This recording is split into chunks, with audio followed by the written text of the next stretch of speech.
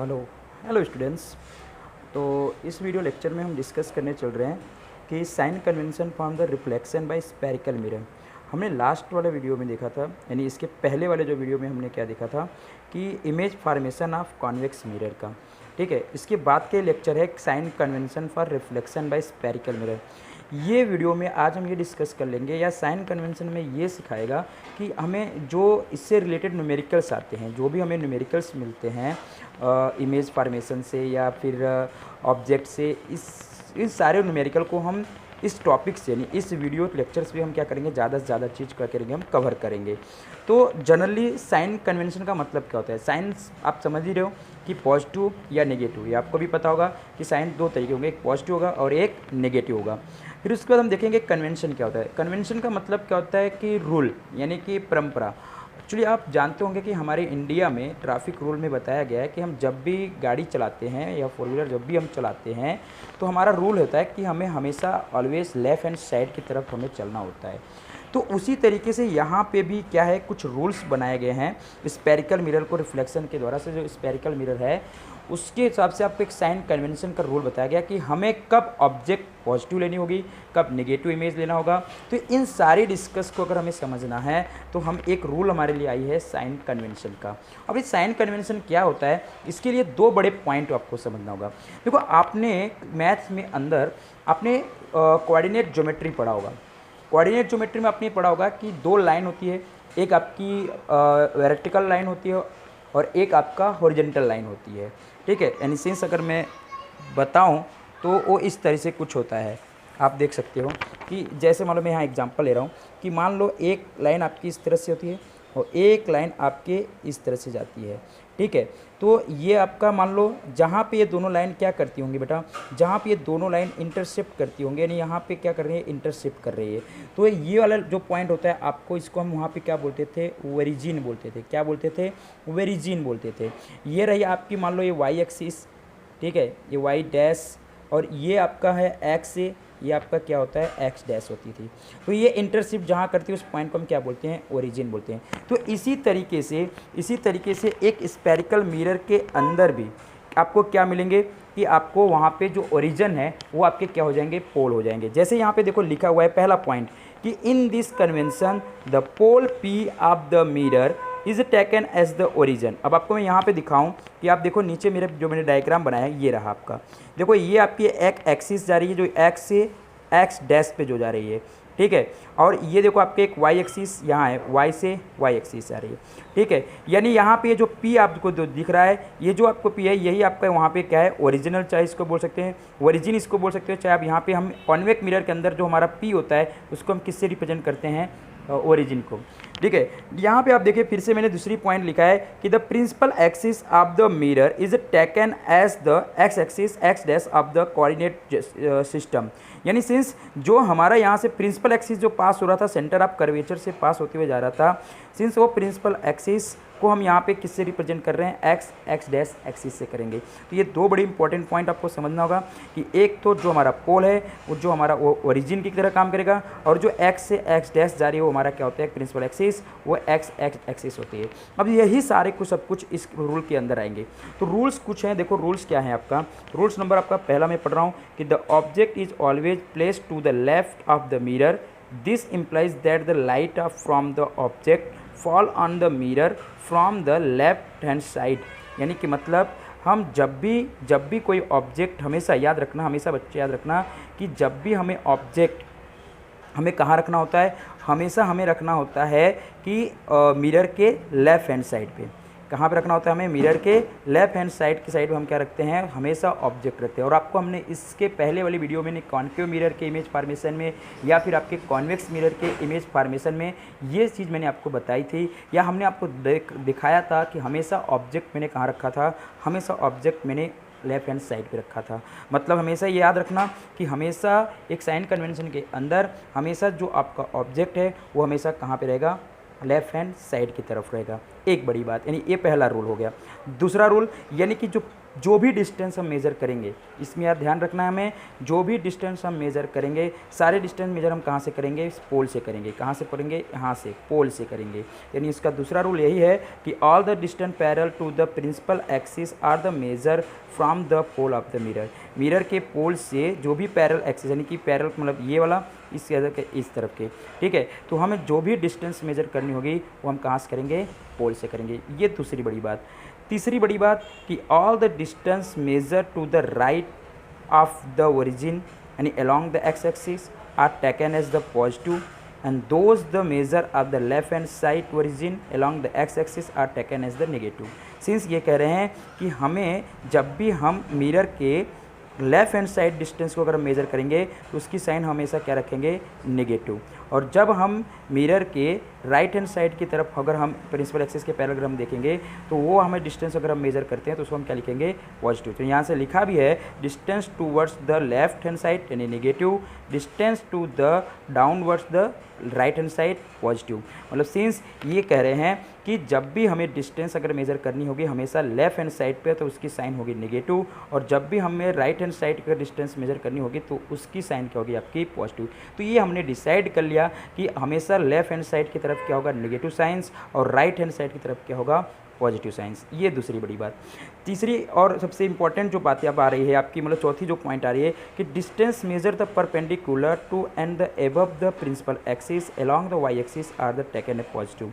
अब देखो, अब यहाँ आप देखो ऑब्जेक्ट अगर आपने देखा है, यहाँ पे हमने रखा है ऑब्जेक्ट, अगर ऑब्जेक्ट प्रिंसिपल एक्सिस के एबव होगा यानी उसकी जो हाइट जो होगी अपवर्ड जो होगी वो क्या होगी, आपकी पॉजिटिव ली जाएगी। और जबकि आप अगर यहाँ देखें इमेज की तरफ देखेंगे तो इमेज में देखेंगे तो प्रिंसिपल एक्सिस के नीचे आ जाएगी यानी कि परपेंडिकुलर के एपेक्स, और वो क्या होगा, along to the Y axis. और आप देखो यहाँ पे इसकी जो हाइट क्या हो जाएगी, डाउनवर्ड, जबकि उसकी साइन क्या होगी, आपकी नेगेटिव।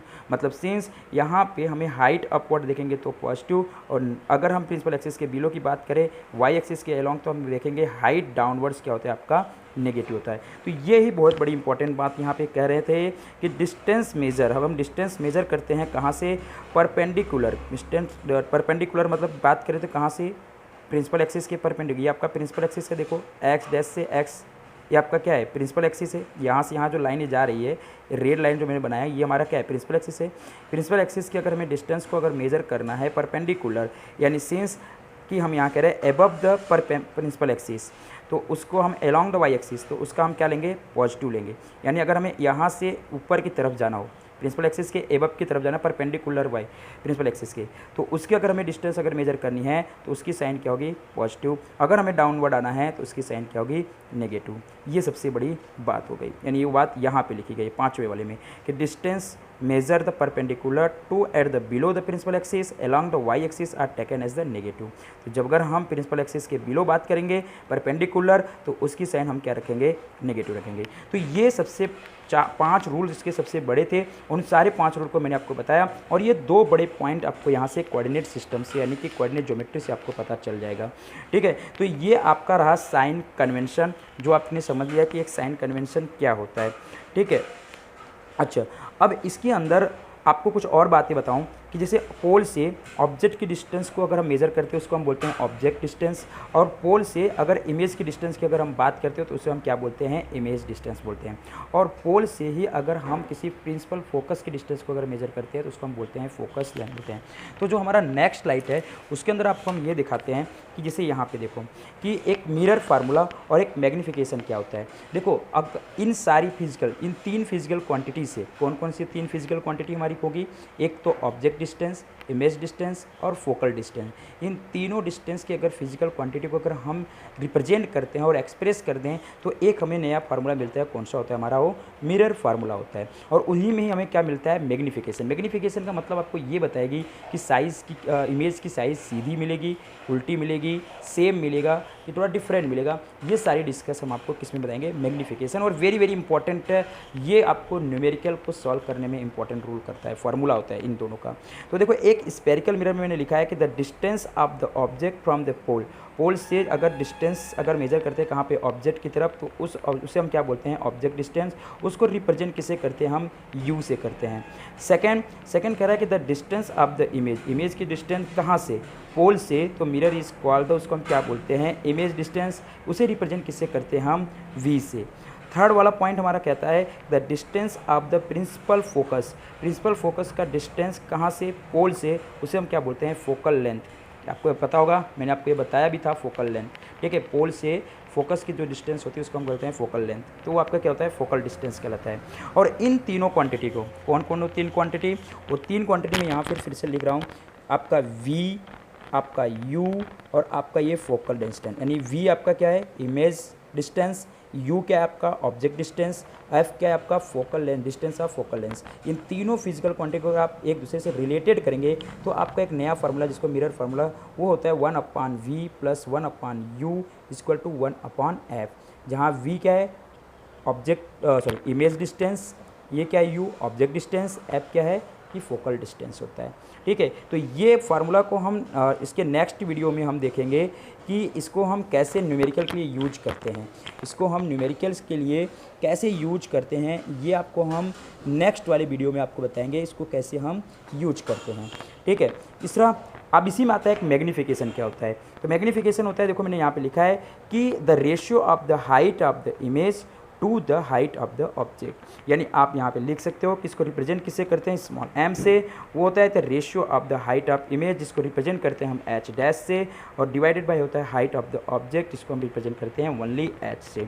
अच्छा, एक बड़ी बात आपको इसमें दिखाऊँ कि आप देखो यहाँ पे कि जो ये मेरा कंसेप्ट था, यहाँ पे देखो ये जो कंसेप्ट आप देख रहे हो कि हाइट ऑफ द इमेज, देख रहे हो हाइट ऑफ द इमेज की बात अगर किया जाए तो आपका क्या आएगा, यानी कि वो image of distance of image के बराबर हो जाएगा वो। तो मतलब सिंस यहाँ पे हम ये चीज़ लिख सकते हैं, आप इसके रिप्रेजेंट इसको हम कर सकते हैं कि एच डैश अपॉन एच, जहाँ एच क्या होता है आपका इमेज डिस्टेंस, इसको हम रिप्रेजेंट कैसे करते हैं -v से, जो कि इसके पहले वाली वीडियो में आपको मैंने बताया, यानी सिंस मैंने यहाँ पे बताया था।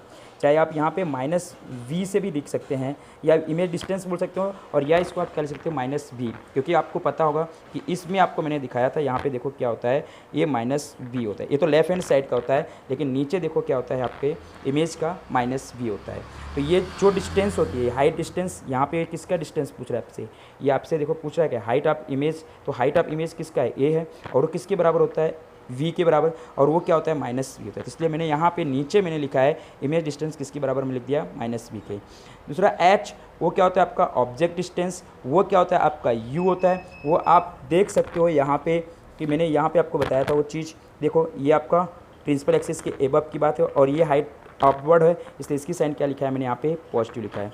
तो आपको क्लियर हो चुका होगा कि यहाँ पे v और u का मतलब क्या है। तो m इक्वल टू में h डैश की जगह क्या लिख सकता हूँ, -v, और h की जगह क्या लिख सकता हूँ, u। सिंस क्यों, क्योंकि यहाँ v equal to image distance, वो क्या होता है -v, u equal to object distance, जो आपका h क्या होता है ऑब्जेक्ट डिस्टेंस है, हाइट ऑफ ऑब्जेक्ट है, तो क्या लिखा आपका u।